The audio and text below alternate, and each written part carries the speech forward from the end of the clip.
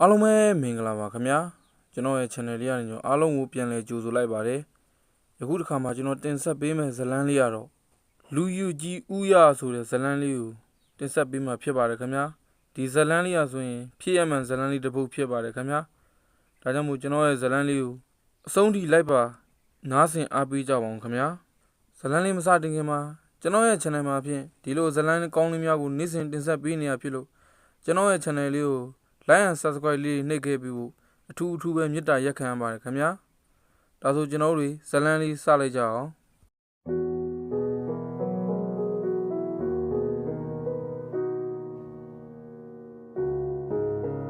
အချိန်အားဖြင့်ကိုလိုနီခေတ်နောက်ပိုင်းကာလခန့်ဖြစ်တယ်ရှမ်းပြည်နယ်မြောက်ပိုင်းနောင်ချိုမြို့နယ်တွင်30ရွာလို့ခေါ်တဲ့ရွာကြီးတစ်ရွာရှိရှေးရခင်ကာလများက30နယ်ဟုနာမည်တွင်ကစော်ဘွားကြီးများအစဉ်အဆက်အုပ်ချုပ်ခဲ့ကြတဲ့နယ်မြေတစ်ခုဖြစ်တယ်။ရွာဟုဆိုတော့လဲရွာကြီးတစ်ရွာဖြစ်ကရှေးစော်ဘွားများအခြေစိုက်ခဲ့တဲ့နေရာတစ်ခုဖြစ်ဒီမှုဖះကျောင်းကန်ဇရက်များနဲ့တာသနိကအဆောက်အအုံများပေါ်များကရှေးအောင်တမိုင်းဝင်နေရာများလည်းအများပြားရှိလေ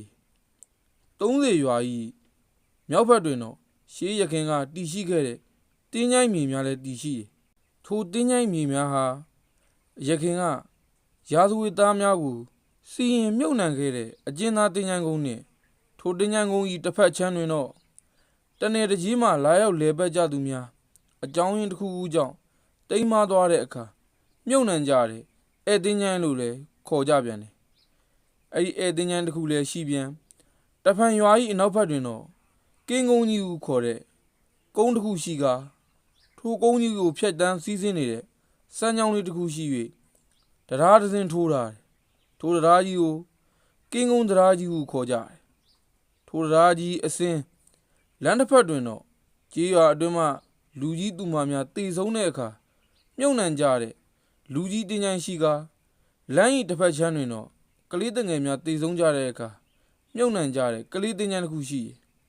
ထိုတင်းញိုင်းများကိုကြော့ဖြတ်ပြီးမှတစ်ဖက်ကမ်းသို့ရောက်သွားမှသာရွာသားများပိုင်ဆိုင်တဲ့စိုက်ပျိုးရေးမြေရခင်းများစီတို့ရောက်နိုင်ပြီထို30ရွာကြီးတွင်ဥရလို့ခေါ်တဲ့ဦးလေးကြီးတူဦးရှိတယ်သူ၏ဇနီးမှာဒေါ်ညိုဆိုသူဖြစ်တယ်ဥရနဲ့ဒေါ်ညိုတို့မှာရှမ်းပြည်နယ်ဇာတိမဟုတ်ပဲအမရပူရမျိုးဇာတိဖြစ်ကြတယ်တို့ရာတွင်ကိုလိုနီခေတ်တလျှောက်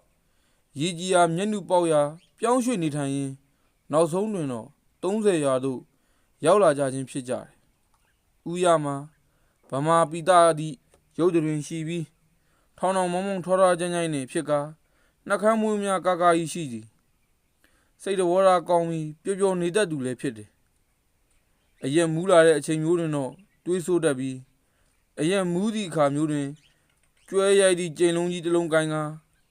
ရွာထဲတွင်ပတ်ရမ်းတက်လေသည်အပေါင်းအသင်းတငယ်ချင်းများနှင့်မကြာခဏဆိုသလိုအချင်းများကရန်ဖြစ်ကြတဲ့အတွက်ရွာတွင်လူမိုက်စည်ရင်ဝင်နေသူဖြစ်တယ်အရက်မမူးသည့်အချိန်တွင်တော့ဦးရမှာအေးဆေးဆေးဖြစ်ပြီးပျော်ပျော်နေတတ်သဖြင့်အနှဲငယ်ရွတ်တွတ်နိုင်တယ်လို့ခေါင်းလဲအယမ်းမာသောကြောင့်သူ့ကိုအရက်ထဲမှလူများကလူယူကြီးဦးရဟုသည့်ဂုံပုတ်ကိုအနှင်းလိုက်ကြသည်ဦးရနှင့်ဒေါ်ညိုတို့လောက်ကင်သည့်ကင်းကုန်းကြီးတရားအနောက်ဘက်တွင်ရွာနှင့်အတော်လန်းသောရာမြေများမှာတရေအချောက်လန့်ကျန်းသည်ဟုနာမည်ကြီးလာသည်ရွာခံရွာသားအချို့ကကင်းကုန်းကြီးဘက်တွင်ရာမလို့ရဲပဲတိုးတော်ဥရကြီးမှအကြောက်လန့်မရှိပဲထိုနေရာတွင်ရာလုတ်ကင်ခဲ့လေသည်မြေစီဩဇာကောင်းမွန်လာသဖြင့်ရာလုပ်ငန်းများဖြစ်ထွန်းသောကြောင့်ဥရတို့အတွက်အစဉ်ပြေနေပြန်တယ်ဥရမှာမနက်စောစောတွင်အိမ်မှကျွဲများကိုမောင်းနေလျက်ရာတော်တဲသို့ဆင်းလေရှိတခါတရံလဲနှင့်ဆင်းတယ်ထိုရက်ဒေတာအနှဲငယ်အေးသည်မှုနွားများကိုတိတ်မသုံးကြပဲစိုက်ပျိုးရေးလုပ်ငန်းတွင်ကျွဲများကိုသာအသုံးများကြတယ်ဥရကိုကြည့်လိုက်လို့ရှင်ကျိန်လုံးကြီးအမြဲတမ်းကင်ဆောင်ထားကကျွဲ3-4ကောင်နဲ့အတူတွေ့ရှိရတတ်သည်စောင်းတွင်လေးတညတွင်တော့ဥရမှာရခင်းထဲမှပြန်လာခဲ့တယ်စောင်းရသည်မလို့ညနေစောင်းတာနဲ့ချမ်းအေးတဲ့လေများတိုက်ခတ်လာကယာဒီဥဒုမှာလဲခမမိုင်းလေးဖြစ်လာခဲ့ထိုနေ့တွင်မှဥရမှာကျွဲကောင်လိုက်ရှာရင်းအချိန်တော်လင့်သွားခဲ့တယ်ရွာတို့ပြန်လာတဲ့အချိန်တွင်ရခင်းထဲတွင်လူတယောက်မှမရှိတော့ပေထိုအခါ ကင်းကုန်းကြီးတရားကိုအဖြတ်တွင်ကလေးတင်းချိုင်းဘက်မှကလေးငယ်တယောက်၏စူးစူးဝါးဝါအော်ဟစ်ငိုယိုတန်းကိုကြားရတဲ့ဥရမှာတရေကြောက်တတ်တဲ့သူတယောက်မဟုတ်တဲ့ဖြင့်ကလေးငိုတန်းကိုရက်တန့်ကနားထောင်လိုက်မိတယ်အလိုဘဒူကမြတ်တင်းချိုင်းကုန်းထဲမှာကလေးကိုလာပစ်သွားပါလေဥရမှာတိကျင်စောနဲ့ကလေးတင်းချိုင်းဘက်ကိုကြည့်မိသည်တင်းချိုင်းတစ်ခုလုံးတွင်မြူများအုပ်ဆိုင်နေပြီးတော့မှတ်တိုင်ကြောက်တိုင်များသာထိုးထိုးထောင်ထောင်လေးသာရိပ်ရိပ်လေးမြင်ရသည်သူများစွန့်ပစ်ထားတဲ့ကလေးဆိုရင်တော့ဒုက္ခပါပဲငါတွားကြည့်အောင်ပါဦးရမှာကျွဲများကိုမောင်းရင်ကလေးတင်းချိုင်းဘက်သို့ဝင်လာခဲ့တယ်လမ်းလျှောက်လာရင်ကလေးငိုတန်းမှာနှစ်တန်ဖြစ်လာခဲ့တယ်ဘဲဘက်ချမ်းမတတန်ညာဘက်ချမ်းမတတန်ဖြစ်လာပြန်တယ်ဦးရမှာရက်ကတွေးတော်နေရင်ငိုတန်းများမှာတဖြည်းဖြည်းများပြားလာကနောက်ဆုံးတော့ကလေးငယ်များပြားကဝိုင်းငုံနေကြတဲ့အတန်ဖြစ်သွားလေတော့သည်ဦးရမှာထိုးတော့မှသူ့ကိုတရေချောက်နေမှန်တိလိုက်ခဲ့ဒေါ်ရထွက်တော့နဲ့တောက်တစ်ချက်ခောက်လိုက်ပြီးတော့ဟိတ်ကောင်တွေမင်းတို့ငါ့ကိုခြောက်လဲပို့ပဲငါဆိုတဲ့ကောင်က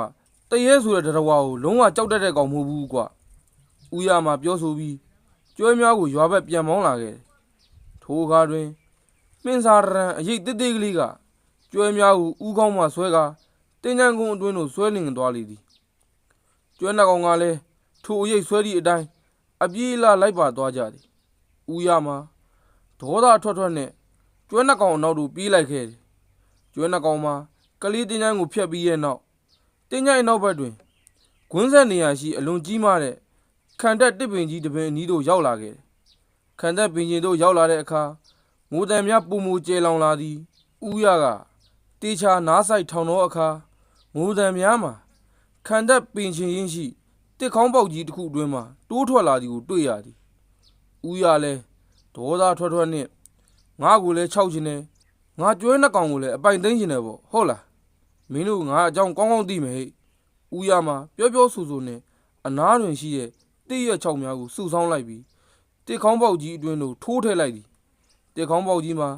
ကလေးတယောက်ဝင်လာအောင်ကြီးမားတဲ့အပေါက်တံရှိတယ်အမိုက်တိရွက်များစုပြီးတဲ့အခါဦးရမှာထိုတိရွက်ချောက်များကိုမီးရှို့လိုက်လေတော့သည်တိရွက်ချောက်များလည်းမီးလောင်ဆွဲပြီးတဲ့နောက်မီးခိုးတူထွက်လာတဲ့အခါတွင်ကလင်းငိုတံများမှာပျောက်ချင်းမလောက်ပျောက်သွားတော်လေဦးရကခါထောက်ရင်မင်းတို့ငါအကြောင်းသိပြီမဟုတ်လားဒီထက်တိုးလို့ကတော့တစ်ပင်တစ်ပင်လုံးကိုမီးနဲ့တိုက်ပြစ်မယ်ဟဲ့ဦးရကပြောဆိုပြီးကျွဲနှကောင်ကိုပြန်ဆွဲလာခဲ့ကျွဲနှကောင်မှလည်းထိုတော့မှဦးရခေါ်ဆောင်အောင်အနောက်သို့တေးသေးချာချာချောချူပြန်လိုက်လာခဲ့တယ်ထိုအကြောင်းကိုရွာပြန်ရောက်တဲ့အခါ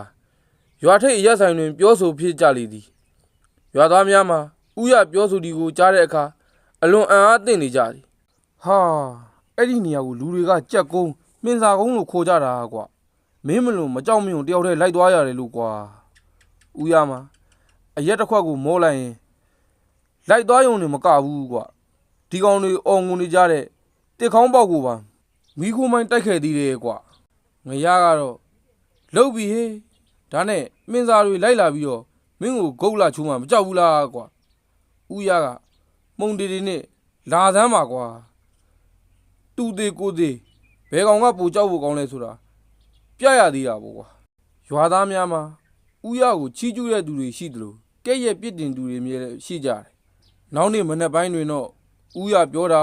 ဟုတ်မဟုတ်တိနိုင်ရန်အတွက်ရွာသားတစုကလူစုပြီးတော့ကလေးတင်ချိုင်းဘက်သို့ထွက်ခဲ့ကြတယ်ခံတက်ပင်ကြီးအောက်သို့ရောက်တဲ့အခါတစ်ခေါင်းပေါက်အောက်ခြေတွင်ပြပုံတစ်ပုံကိုတွေ့ရပြီးနောက်ထိုပြပုံတွင်လည်းပုတ်တင်ညိုအကောင်ပေါက်ကလေးများကအစုလိုက်အပြုံလိုက်တေဆုံးနေကြသည်ကိုတွေ့ရကြသည်ရွာသားများမှာထိုအကောင်လေးများမှာကြက်ကောင်များပင်သာကောင်များဖြစ်ကြသည်ဟုပြောဆိုကြတော့လေအမှန်စင်စစ်အားဖြင့်မြည်သည့်အကောင်များဖြစ်သည်ကိုမြည်သူမှတက်အပ်မပြောနိုင်ကြဘူးဦးရမှာအမဲသားအလွန်ကြိုက်နေတတ်တဲ့အတွက်ထိုရက်ဒေတာတွင်ကျွဲနားများတိတ်ဆုံးတဲ့အခါတက်ဖြတ်စားတောက်ခြင်းများမလုပ်ကြဘဲအကောင်လိုက်မြေမြုပ်တက်ကြတဲ့အတွက်မြေမြုပ်တဲ့အခါတွင်လည်း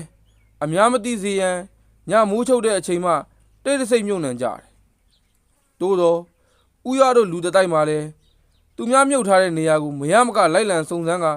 မြုပ်နှံထားတဲ့အလောင်းကောင်ကိုပြန်လဲဖော်ပြီးစားတောက်တတ်ကြလေတရက်တွင်တော့ဦးရမှာအမဲသားအလွန်စားချင်လာတဲ့အတွက်ဒေါ်ထွေးဆိုသူမျိုးသမီးကိုမှားလိုက်ရတယ်အမဲသားမှာ 30ရာတွင်နေတိုင်းမရတာကြောင့်တခြားရွာဖက်တို့ဝယ်ခိုင်းခဲ့တယ်နောင်ချိုဘက်တို့ဖြစ်စေ30ရာတောင်ဘက်ရှိလှဲလန်းတိုင်းဆက်သွားပါကမြို့တို့ရောက်နိုင်ခဲ့တဲ့ဒေါ်ထွေးမှာအခြားရွာများသို့ဈေးရောက်ထွက်ပြီးအမဲသားတွဲကိုဆွဲကပြန်လာခဲ့တယ်အမှန်စင်းစင်းအားဖြင့်ဒေါ်ထွေးမှာထိုလန်းခီးတွင်အမဲသားတွဲဆွဲကမတော်လာခြင်းပေမဲ့တိုးတော်လဲ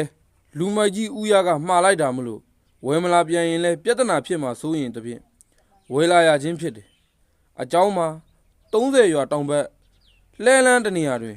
ဝယုံပင်ကြီးတစ်ပင်ရှိတယ်ထိုဝယုံပင်ကြီးတွင်နှစ်ချွတ်တရေတကောင်နေထိုင်ကထိုနေရာတွင်ဖြတ်သွားဖြတ်လာပြုလုပ်သူများထံမှစားတောက်ဖွဲရများကိုစင်းစင်းလူလက်တာကြောင့်ဒေါ်ထွေးမှာခေါင်းပေါ်တွင်လဲဈေးတောင်းလူကြီးကိုရွက်လျက်လက်တွင်လဲနှီးနဲ့တွဲထားတဲ့အမဲသားတွဲကိုင်းကရှောက်လာရင်းနဲ့မကြခင်မှာပဲဝါယုံမင်းကြီးကိုလှမ်းမြင်လိုက်ရတယ်အချိန်မှလဲနေလေခင်း3နာရီခန့်သာဖြစ်သည်ဖြင့်တရေကြီးမထွက်တော့သေးဘူးစိတ်အားတင်းလိုက်ကခက်မြင်မြန်ဆက်လျှောက်လာခဲ့တယ်ဝယုံမင်းကြီးအောက်သို့ရောက်တဲ့အခါဝယုံမင်းကြီးမှာရှက်ခနဲ့လှုပ်ရှားသွားလေသည်ထိုဝယုံမင်းကြီးပေါ်မှာအမွှေးထူထူနဲ့မြောက်ဝန်တကောင်ကဲ့သို့ခက်ကိုင်းကိုင်းအကောင်ကြီးမှာဝပင်များကိုတွဲလောင်းခုရင်စင်းချလာလေသည်ထို့နောက်ဒေါ်ထွေးအရှိတွင်ဘုတ်ခနဲ့ခုန်ချလိုက်လေသည်ဒေါ်ထွေးမှာထိုတရေကြီးကိုမြင်လိုက်ရတဲ့အတွက်ကြက်သိမ်းမွေးများတကူလုံးထလာကအလွန်ထိတ်လန့်ပြီးဒူးများတုန်နေခဲ့တယ်ဝယုံဝင်းကြီးအောက်မှအမြန်ပြေးရန်ကြံစီတော်လဲထိုတရေကြီးကဒေါ်ထွေးလက်ကိုဖမ်းဆွဲလိုက်ပြီးအမဲသားတွဲကိုဆွဲလူလိုက်လီမို့ဒေါ်ထွေးမှာလက်အောင်သွားကအမဲသားတွဲကိုပြစ်ချလိုက်ပြီးရွာတို့တချိုးတဲ့ပြန်ပြေးလာခဲ့တယ်ညနေရောက်တဲ့အခါအမဲသားမစားရတဲ့ဦးရကဒေါ်ထွေးကိုပြဿနာရှာတော့သည်မထွေးရညီငါအတွက်မဝယ်ပေးချင်လို့တမင်ပြောတာမဟုတ်လားဖះပေးပေးကြမ်းပေးပေးပါတော့ငရရဲ့ငါနင်းအတွက်တမင်တကာကိုအသားကောင်းကောင်းဝယ်လာတာပါဟာဝယုံမင်းအောက်ရောက်တော့တရေကြီးကဆင်းလူတာငါကပြန်ဆွဲထားတော့ငါလက်ကိုလိန်သွားတာဟောဒီမှာလက်ရကြီးအောင်ကြံခဲ့ပါသေးတယ်ဒေါ်ထွေးကဦးရအားလက်ကောက်ဝစ်ကိုပြလိုက်တဲ့အခါလက်ကောက်ဝစ်တွင်လက်သုံးချောင်းရာကြီးညုံမဲလျက်ကြံနေခဲ့တယ်တိုးတိုင်အောင်ဦးရကြီးကမယုံနိုင်သေးဘူးဒေါ်ထွေးယောက်ျားဦးထွန်းကဝင်ပြောပြန်တယ်ဟုတ်တယ်ငရရဲ့မင်းကကိုယ်တိုင်မတွေ့ဘူးတော့ဘယ်ယုံမှမလဲတခါကလည်းရွာမြောက်ပိုင်းကမောင်အေးကအမဲသားသွဲကြီးဆွဲပြီးအလားတရေကြီးကဆင်းလူတာခံရတယ်မဟုတ်လားနောက်ပြီးကိုလရွှေဆိုတဲ့လူတုံးကလည်းအစမ်းတွေကွာတရေကြီးကကိုရောင်မပြပဲကိုဖြောက်ပြီးတော့လူပြေးတာဟာဘာဗျကိုဖြောက်ပြီးတော့လူပြေးတာဟုတ်လားကိုလရှိကလည်းတရေသိမ့်မကြောက်တတ်တဲ့လူပဲလေသူကအမဲသားတပိတ်သားကြောကိုနီးတွဲပြီးချီပြီးပြန်လာတော့ဝယုံမင်းအောက်ကဖျက်လျှောက်လာခဲ့တဲ့ဝယုံမင်းအောက်ရောက်တော့ဟိုဒီကြည့်လိုက်သေးတာဘာမှမတွေ့ဘူးဆိုပဲအမဲသားတွဲကိုဆက်ပြီးဆွဲလာရင်ရွာဝင်ရောက်လို့ကြည့်လိုက်တော့မှအမဲသားတွေမပါမလာတော့ပဲနီးပဲပါလာပါတော့တယ်ဟေးထူးဆန်းတာကသူတလန်းလုံးကင်လာတာအမဲသားတွဲကရှိနေတယ်ဆိုပဲကွာရွာရောက်မှပျောက်သွားတာခမရတို့ကလည်းမဟုတ်တန်းတရားတွေတိတ်ပြောတာပဲဗျာတကယ်အဲ့တည်းရှိလို့ကတော့ကျုံနဲ့တပွဲလောက်တွေ့လိုက်ခြင်းသေးစမ်းကျင်လိုက်သေးတယ်ဗျာဒေါ်ထွေးမှာဒေါရထွက်သွားပြီးဟဲ့ငရငါတို့ကနင့်ကိုလိန်ပြီးပြောပါမလားဟဲ့နင်းမြုံရင်အမဲသားအတွက်ယူသွားပြီးတော့ဝယုံမြောက်ကိုတွားကြည့်ပါလားဦးရမှာထိုးအကြံကိုတဘောကျသွားပြီးဟာကြိုက်ပြီဗျာငရတို့ကဒီလိုပွဲကြီးပွဲကောင်းကိုစောင့်နေတာတွေ့မယ်တွေ့ကြသေးတာဗောတရေဟာနောက်၄ရက်ခန့်ကြာတဲ့အခါဦးရမှာအနီးနားရွာသို့သွားကအမဲသားတွဲကိုဝယ်လာခဲ့ထို့နောက်ထိုရွာတွင်အရက်ကိုမူးအောင်တောက်လာကညနေနေဝင်ခံဒီအချိန်မှာအမဲသားတွဲကိုဆွဲကရွာသို့ပြန်လာခဲ့တယ်ဝယုံမင်းကြီးအောက်သို့ရောက်တဲ့အခါဝယုံမင်းကြီးကိုတစ်ချက်မောကြည့်လိုက်ကဟဲ့ကောင်တရေဆိုတဲ့ကောင်မင်းဒီအသားကြိုက်တယ်မဟုတ်လားကွာကြိုက်ရင်လာခဲ့စမ်းပါငါစီကနေလာလူစမ်းပါထို့သို့စိန်ကုန်လိုက်တော့လဲဘာမှထူးခြားမှုမရှိပဲထိုအခါဦးရကြီးကမကျင့်တတ်သေးပဲအမဲသားတွဲကိုဝယုံပင်အောက်ခြေတွင်ချလိုက်သည်ကျွဲရိုက်သည့်ကျိန်လုံးကြီးကန်ကငိုးတရုတ်ထိုင်ဆောင်နေလေသည်တခြားရွာမှပြန်လာသူများကဦးရအားတွေ့တဲ့အခါအထူးဆန်းများဖြင့်မေးမြန်းကြလေသည်ဦးရဒီဝယုံကြီးမှာတရေကြီးရှိရနော်ခင်ဗျားကဒီမှာဘာထိုင်လုပ်နေတာလဲအေးဒီကောင်ကအမဲသားလူတွေပြောလို့မယုံလို့ဟောဒီမှာအမဲသားတွဲချပြီးထိုင်ဆောင်နေတာကွာဒီတည်းလာပါစေဦးလာတော့မှငါနဲ့တွေ့မယ်ကွင်းတရာညက်ကြာတဲ့အခါ ဝယုံပင်ကြီးမှာတဖြန်းဖြန်းနဲ့လှုပ်ခတ်လာလေသည်ဦးရလည်းတရေကြီးဆင်းလာပြီးမှတိလိုက်ပြီးကျိန်လုံးကိုအသင့်ပြင်ထားလိုက်တယ်တရေကြီးကမြေပေါ်တို့လေးဘက်ထောက်ချပြီးဦးရချထားတဲ့အမဲသားတွေကိုပြေးဆွဲလေတော့သည်ဦးရလည်းထိုတော့မှတရေကြီးကိုဆဲဆိုကလက်ထဲကကျိန်လုံးကြီးနဲ့အားကုန်ဝင်ရိုက်တော့သည်တရေကြီးမှာဦးရရိုက်နှက်တဲ့ကျိန်နံများခံရသဖြင့်နာကျင်ကအဝှေ့နေသည်ထို့နောက်ဦးရကျိန်လုံးကိုလက်ဖြင့်ဖမ်းဆွဲယူလိုက်ပြီးခက်လန်းလန်းလို့လွန့်ပစ်လိုက်သည်တရေကြီးလောက်ရကဦးရအားပုံမဒေါရထွက်သွားစေကဦးရမှာတရေကြီးအားခုံအုပ်ပြီးနဗန်းလုံးတော့သည်မကြမီရွာသူရွာသားများပြေးလာကြသည်ဦးရတယောက်တရေနှင့်နဗန်းလုံးမီဟုပြော၍ဝယုံမင်းအောက်ထိုင်နေကြောင်းဒေါ်ညိုကကြားတဲ့အခါယောက်ျားဖြစ်သူအတွက်စိတ်ပူပန်ပြီး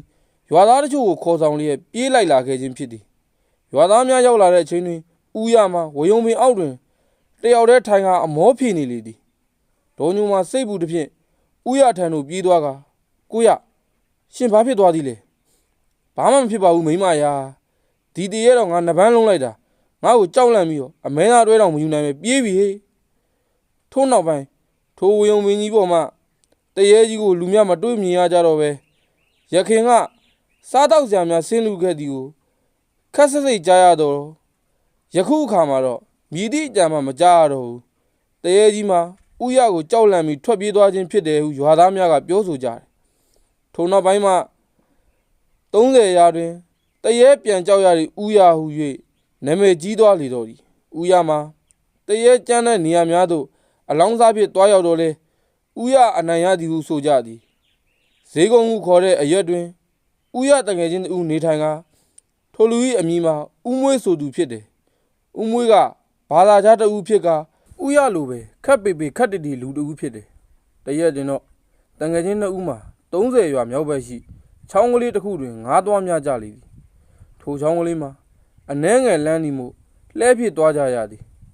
တငယ်ချင်း2ယောက်အရက်တောက်လိုက်ငါးများလိုက်နေညနေဆောင်တဲ့အခါမှာဟင်းစားအဖြစ်ရရှိလာတဲ့ငါးများကိုတဲဆောင်ကလှဲဖြစ်ပြန်လာခဲ့ကြတယ်လူကြီးတင်းကန်းကိုဖျက်ကျော်ပြီးတဲ့အချိန်တွင်လဲနောက်တွင်မိခိုးတရံခိုင်မမိုင်းဖြစ်လူရည်ကြီးတစ်ခုလိုက်ပါလာသည်ကိုတွေ့လိုက်ရတယ်ဦးမွေးကတရေကြီးကိုတွေ့တဲ့အခါဦးရကိုလက်တို့လိုက်သည်မရကြီးငါတို့အနောက်မှာတော့တရေတကောင်ပါလာပြီကွာခုနကလူကြီးတင်းကန်းကထွက်လာခဲ့တာလိုက်လာတာအောင်မမင်းကကြောက်တယ်လို့လားငမွေးရကြောက်မလားကွာငရရငါဆိုတဲ့ငမွေးကလည်းတရေတွေ့ရင်အရေးကြိုးပြီးတောက်မဲ့ကောင်းကွာငမွေးရမင်းကတော့စကကြီးပြောနေပါလားငါတရေနိုင်တာအကြောင်းရှိတယ်ကွာငါတငယ်ချင်းဖြစ်တိုင်းမင်းလည်းတရေနိုင်မယ်လို့မထင်လိုက်နဲ့နော်ငရကိုလိုက်မတုနဲ့နော်တငယ်ချင်းဟာမင်းကငါ့ကိုထင်သေးတယ်ဗောတငယ်ချင်းမင်းကြည့်နေဒီကောင်ကြီးကိုငါစင်ခေါ်ပြမယ်ဦးမွေးကမိခိုးတရံတရေကြီးကိုလက်ညှိုးထိုးလိုက်ကဟဲ့ကောင်တရေကြီးမင်းတက်တီရှိတယ်ဆိုရင်ငါနောက်ကပဲလိုက်မနေနဲ့လဲဘကိုတက်လာခဲ့စမ်းကွာမင်းငါအကြောင်းသိမယ်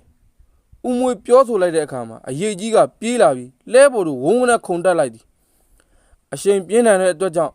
လဲဦးမှာတစ်ချက်ထောင်သွားတော့သည်ဦးမွေးလည်းထိုတော့မှခေါင်းသားပန်းကြီးသွားတော့သည်ထိုကောင်ကြီးကလဲနောက်ဘက်တွင်စောင်းဆောင်ကြီးထိုင်လျက်လိုက်ပါလာသည်ငရရီလို့ပါအောင်ကွာငါပြောလိုက်တာဟိုကောင်ကြီးကတကယ်လိုက်လာတယ်ဦးရမှာအနောက်တို့တစ်ချက်ကြည့်လိုက်ပြီဟဲ့ကောင်သေးငါကင်ထားတာကြိမ်လုံးတော့ကွာလှဲ့ရချလိုက်လို့မင်းတကူလုံးမှာရှိတဲ့အမွှေးတွေအကုန်ကျွတ်သွားအောင်မယ်ဦးရကျင်းမောင်းလိုက်တဲ့အခါမှာထိုကောင်ကြီးမှလှဲပေါ်မှာခုန်ဆင်းသွားတယ်ထိုတော့မှဦးမွေးကတက်ပြင်းချနိုင်ခဲ့မင်းကတော့တကယ်ပဲတရေကတကယ်ကြောက်တဲ့ကောင်ပဲကွာတငယ်ချင်းရဒါကြောင့်ပြောပါတယ်ငရကိုမတူရင်မတူပါနဲ့လို့တငယ်ချင်း2ယောက်ရီမောရင်အိမ်တို့ပြန်လာခဲ့ကြတယ်ဦးမွေးမှာဦးရတို့အိမ်တွင်စားတော့ပြီးတဲ့နောက်တနေ့တွင်သူနေထိုင်တဲ့ရွာသို့ပြန်လာခဲ့တယ်ဦးမွေးအိမ်ပြန်ရောက်ပြီးနောက်တနေ့တွင်အပြင်းဖျားနေလေသည်ဖျားနာပြီး300ခန့်ကြာရင်တော့မဲကြီးလိုက်လာပြီးဟုကြောင်ဝန်ထမ်းတွေအော်ဟစ်ကမျက်ဖြူကြီးလမ်းပြီးအသက်တော်သွားသည်ဟုဆိုကြတယ်ဦးရလိုက်သွားတဲ့အချိန်တွင်ဦးမွေးအသက်ကိုမမီတော့ဘူးဒါကြောင့်မင်းကိုငါပြောပါတယ်ငမွေးရာငရကိုမတူရင်မတူပါနဲ့ဆိုတာမင်းကတရေကိုမနိုင်တော့တရေကမင်းကိုနိုင်သွားတာဗောကွာဦးမွေးတို့မှာဘာသာခြားဖြစ်တဲ့ဖြစ်ထိုကိစ္စရက်များကိုအယုံကြည်မရှိသောကြောင့်ဦးမွေးတည်ဆုံးသွားရခြင်းဖြစ်သည်ဦးရအားမြည်သည့်အတွက်ကြောင့်တရေနိုင်ရသည်ကိုရွာသူရွာသားများသာမက သားသမီးဆွေမျိုးများကမင်းမြန်တော်လေဥရမှာရင်ကိုနှုတ်ပိတ်နေခဲ့လေသည်အများစုကဥရမှာငယ်စဉ်ကအမရပူရတွင်နေထိုင်ခဲ့သူမလို့တပွဲတို့စေးကောင်းဝါကောင်းရှိလောက်မည်ဟုဆိုကြသည်နောက်ပိုင်းဥရမှာလဲအရက်အများအလွန်ကျွံတောက်တဲ့ဒဏ်ကြောင့်အရင်နာကြပြီးတိတ်ဆုံးသွားခဲ့တယ်ဥရတာတိတ်ဆုံးသွားခဲ့တယ်ရည်သည့်ကြောင့်တရေကိုနိုင်မြန်ဘဒူးမှတိတိကျကျမသိခဲ့ဘူးဇလန်းလေးကတော့ပြီးဆုံးသွားပါပြီခင်ဗျာဒီဇလန်းလေးရဆိုလို့ရှင်ဖြစ်အမှန်ဇလန်းလေးတစ်ပုဒ်ကိုရေးသားထားတာဖြစ်ပါတယ်ခင်ဗျာကျွန်တော်ရဲ့ဇလန်းလေးကိုအဆုံးထိလိုက်ပါအားပေးနားဆင်ခဲ့တဲ့တယောက်ချင်းစီတိုင်းကိုအထူးပဲကျေးဇူးတင်ရှိပါတယ်ခင်ဗျာဇလန်းလေးကိုကြိုက်နေတတ်တယ်ဆိုရင်ကျွန်တော် channel လေးကို like and subscribe လေးတွေနှိပ်ပြီးအားပေးခဲ့ကြဖို့မေတ္တာရက်ခံရပါတယ်ခင်ဗျာကျွန်တော်တို့နောက်ဗီဒီယိုမှာပြန်လည်ဆုံတွေ့ကြပါမယ်